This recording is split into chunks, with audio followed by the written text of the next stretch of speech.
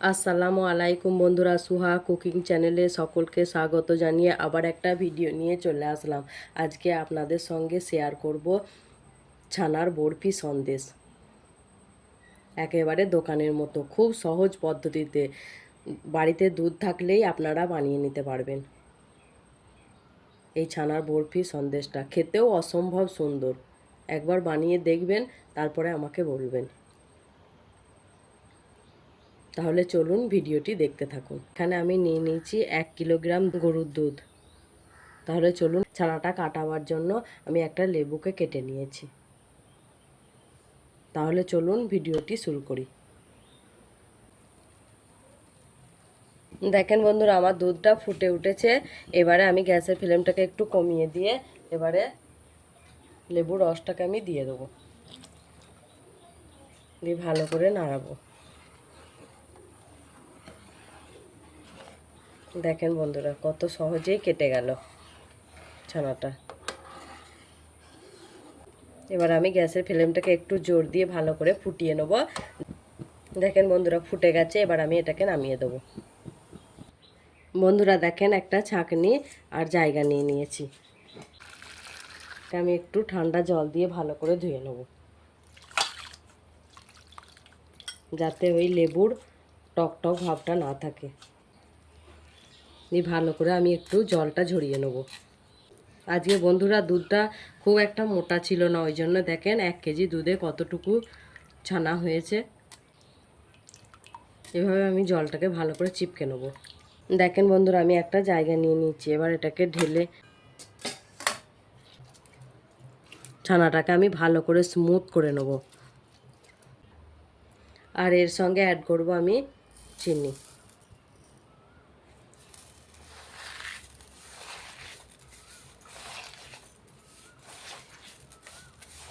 তার সঙ্গে চিনিটাকে ভালো করে মসৃণ করে মিশিয়ে নেবেন। যত মসৃণ করবেন তত সন্দেশটা খেতে ভালো হবে। এটাকে আমি 5 মিনিট ধরে ভালো করে মসৃণ করে মাখিয়ে নেবো। তাহলে চলেন 5 মিনিট পরে ফিরে আসছি। এখানে আমি দিয়ে দিয়েছি 250 গ্রাম মতো দুধ।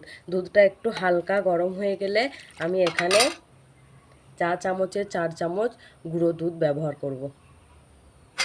আর দুধের মধ্যে আপনারা এলাচ দিতে পারেন। বন্ধুরা দেখেন, দুধটা হালকা গরম হয়ে গিয়েছে। এবারে আমি গুঁড়ো দুধটাকে দিয়ে দেবো।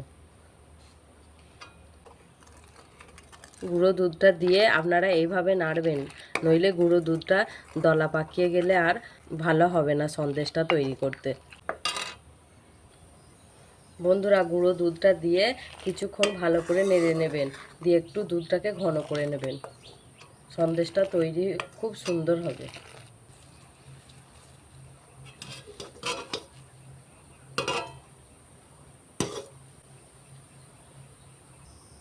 দেখেন বন্ধুরা, আমার দুধটা কতটা ঘন হয়ে গিয়েছে।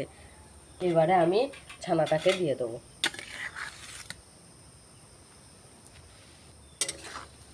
দিয়ে এইভাবে ভালো করে নাড়বো। এটাকে নেড়ে নেড়ে আমি একটু শুকনো ভাব করে নেবো, খুব শুকনো করব না। খুব শুকনো করলে ঠান্ডা হয়ে গেলে আবার একটু শক্ত হয়ে যাবে।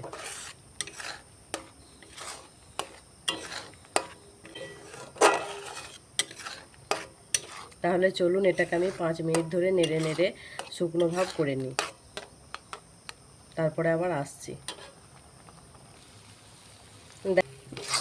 দেখেন বন্ধুরা, কতটা শুকনো হয়ে গিয়েছে। এটাকে নামানোর সময় কিভাবে বুঝবেন জানেন? যখন এই খুন্তি দিয়ে নাড়বেন, দেখবেন লাগছে কি। দেখেন, এইভাবে আপনারা বাড়িতে বানিয়ে নেবেন, একেবারে দোকানের মতো হবে।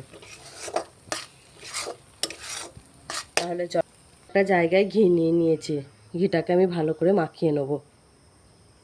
এবারে আমি এটাকে দিয়ে দেবো।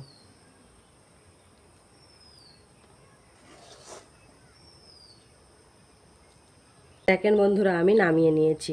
এবার এই খুন্তির সাহায্যে এটাকে শেপ দিয়ে নেব। খুব একটা পাতলা করব না। আমার দুধের পরিমাণটা অল্প, সেহেতু আমার অল্প হয়েছে। আপনারা চাইলে পরিমাণটা একটু বাড়িয়ে দেবেন, চিনির পরিমাণটা বাড়িয়ে দেবেন।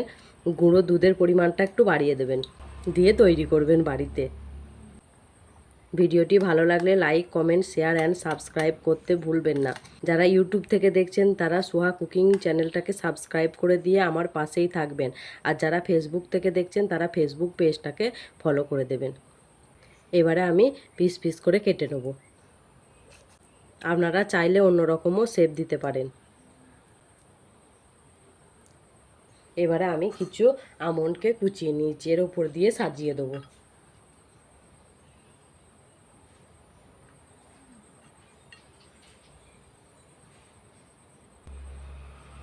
এটা রুম টেম্পারেচারে দিলে 8-9 ঘন্টা রাখবেন, আর ফ্রিজে রাখলে 2 ঘন্টা রাখার পরই নিতে পারবেন।